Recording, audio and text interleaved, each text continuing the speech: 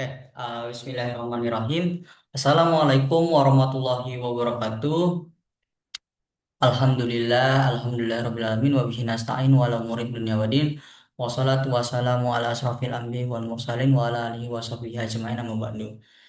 Eh, Pertama-tama yang saya hormati kepada dosen pengampu mata kuliah pemerintahan desa, yaitu Bu Santi Kartika Dewi. Eh, di sini saya izin eh, menyampaikan terkait hasil dari esai saya mengenai dampak lemahnya check and balances penggunaan dana desa, di mana saya mengambil dari kasus yakni Desa Pekon Sinarjaya di Lampung Barat. Sebelumnya perkenalkan, nama saya Radi Akmal dengan akhiran NIM 053. Jadi dari latar belakang kasusnya, yang pertama itu adanya dugaan penyalahgunaan desa untuk ketahanan pangan sebesar 60 juta di Desa Pekon Sinarjaya. Hal ini tuh eh, viral di media sosial terkait isu dugaan penyalahgunaan dana desa ini. Kemudian setelah ditelusuri, ternyata ada sebuah laporan program fiktif yang dilakukan oleh salah satu pejabat desa, yakni sekretaris desa, yang ternyata uang dana desa untuk ketahanan pangan sebesar 60 juta itu dipinjam oleh sekretaris desa Desa Pokon Sinarjaya tersebut, yang mana sekretaris tersebut juga merangkap sebagai bendahara desa.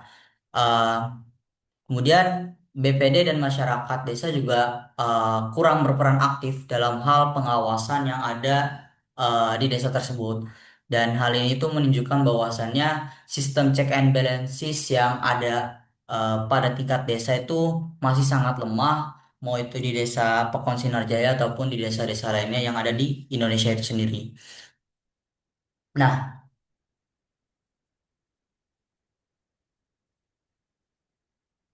terus, apa sih relevansinya dan rumusan masalahnya? Untuk relevansinya sendiri itu uh, ini bakalan menjadi sebuah isu yang mewakili isu-isu umum ataupun masalah-masalah umum yang terdapat di banyak desa di Indonesia. Seperti halnya pengawasan yang lemah, kemudian juga tingkat partisipasi yang rendah, serta kontrol yang terbatas atau kurang efektif dari penjaga untuk mengawasi kewenangan dari desa itu sendiri. Kemudian rumusan masalahnya di sini ada tiga. Yang pertama tentunya mengapa sistem check and balances di desa itu masih terbilang lemah. Kemudian yang kedua, bagaimana dampaknya terhadap akuntabilitas penggunaan dana desa.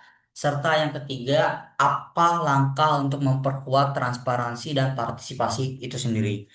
Nah, jadi di sini saya mengambil dua teori besar dari Hanif Nurholis dan juga Eko Sutoro Eko, di mana kalau Hanif Nurholis itu berpendapat dalam bukunya bahwasannya pemerintahan desa itu masih berstatus sebagai pemerintahan yang semu dikarenakan kekuasaan kepala desa sangat dominan, sedangkan BPD sebagai lembaga pengawas tidak memiliki kekuatan politik dan administratif yang seimbang, sehingga kontrol terhadap penggunaan dana menjadi lemah.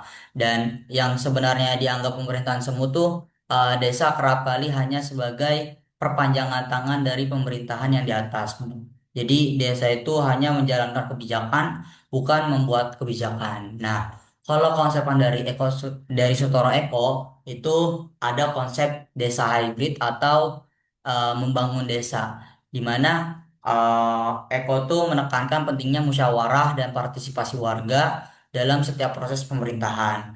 Desa seharusnya menjadi subjek pembangunan, bukan hanya pelaksana program dari pemerintah yang ada di atasnya semata. Dan kenapa saya mengambil kedua teori tersebut? Karena kedua teori ini tuh sama-sama menyoroti bahwa adanya ketidakseimbangan kekuasaan dan rendahnya partisipasi warga sebagai penyebab utama lemahnya eh, apa ya, check and balances dalam tata kelola dana desa itu sendiri. Nah, untuk analisis kasusnya, seperti yang sudah saya bilang tadi bahwasannya di Desa Pekon Sinarjaya di daerah Lampung Barat, di mana fakta utama yang ditemukan dalam kasus ini tuh adanya dugaan eh, apa ya penggelapan ataupun penyalahgunaan dana desa untuk sektor ketahanan pangan sekitar 60 juta rupiah yang ternyata tidak digunakan sesuai dengan tujuan dan pelaporannya itu ternyata pelaporan fiktif. Kemudian untuk aktor utamanya sendiri yaitu ada sekretaris desa yang rangkap menjadi bendahara desa itu sendiri, di mana eh, sekretaris ini tuh memiliki kewenangan penuh atas pencairan dana dan juga pelaporan dari dana itu sendiri. Jadi memang powerful lah dalam penggunaan dana desa ini.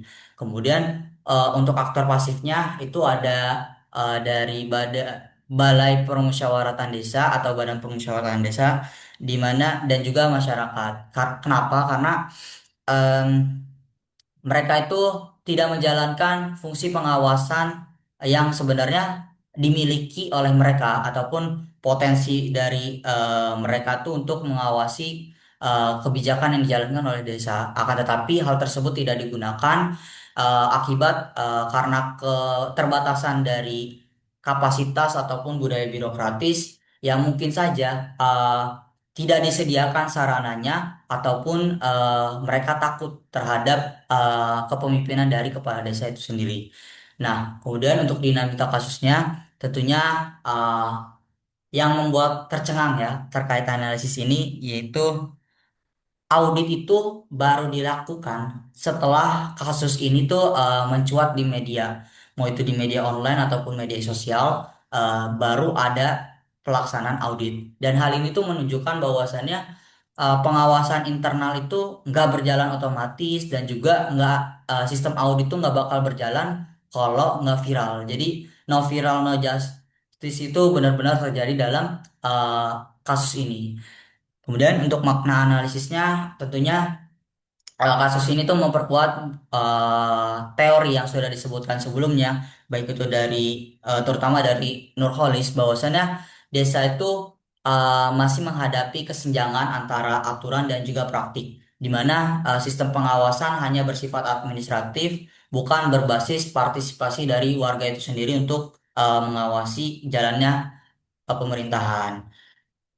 Ya, mungkin karena memang desa itu masih eh, ada di tengah-tengah antara masuk ke dalam local state government ataupun local self government. Jadi mungkin masih ya kurang gitu dalam kebijakan atau baik itu dari segi aturan maupun praktiknya.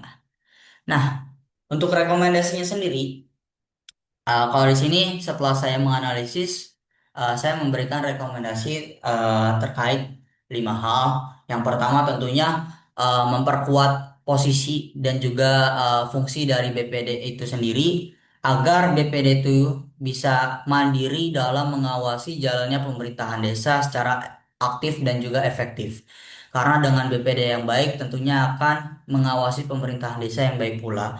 Kemudian yang kedua yaitu memisahkan jabatan sekretaris desa dengan bendahara untuk menghindari konflik kepentingan. Dan ini bukan hanya sekedar sekretaris dan bendahara saja, tapi dalam sektor keuangan desa harus dibagi-bagi, jangan sampai hanya ada di satu orang ataupun 2 orang tertentu, yang mana hal tersebut sangat rawan. Kemudian yang ketiga itu menggunakan sistem keuangan digital. Kemudian revitalisasi musyawarah agar warga itu diajak berperan aktif dalam pengawasan dan evaluasi program serta mewujudkan pengawasan yang terpadu antara pemerintah dan juga masyarakat. Nah, kesimpulannya dari kasus Desa Pekon Sinarjaya ini menggambarkan akan adanya kelemahan dalam check and balances dalam penggunaan dana desa itu sendiri, di mana struktur pemerintahan yang tidak seimbang dan juga minimnya partisipasi warga desa dalam hal pengawasan menyebabkan terbuka besar peluang bagi penyimpangan. Pemerintahan desa akan lebih baik apabila melakukan pengawasan yang dilakukan oleh dua pihak, yakni BPD itu sendiri eh, sebagai sesama pemerintah, kemudian dari sisi masyarakat desa itu sendiri. Kemudian untuk sektor keuangan harus dikelola dengan transparan serta adanya partisipasi masyarakat yang menjadi budaya dalam segala bentuk kegiatan yang dilakukan oleh pemerintahan desa itu sendiri. Mungkin sekian dari saya. Kurang lebihnya mohon maaf apabila ada kesalahan dalam pengucapan kata ataupun kalimat. Saya akhiri wabillahi taufiq wal hidayah. Wassalamualaikum warahmatullahi wabarakatuh.